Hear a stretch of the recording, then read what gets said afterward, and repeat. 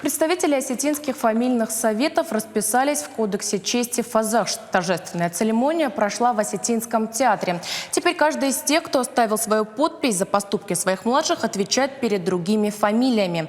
В Кодексе описывают правила поведения мужчины и женщины. По словам старейшин Высшего совета Осетин, он станет настольной книгой для каждой семьи. Фазахш будут передавать из поколения в поколение. Над созданием работали 2 года. Главная цель – сплачивания фамилий, укрепление отношений между поколениями. В мероприятии также участвовали общественные организации республики.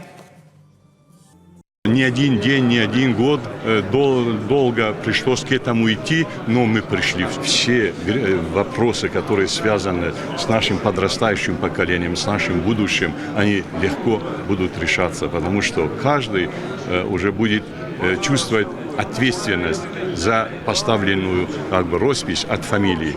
Это очень важно. Она сделана какой в старинном стиле, что и в таком качестве, что ему 1000 лет износа не будет этому фазахшту. Мы сделали маленькие, которые будут передаваться лично каждому старшему. Этот старший будет, когда будет собирать свою фамилию и будет с ними разговаривать, он будет говорить им, что я там расписался и буду отвечать перед другими фамилиями.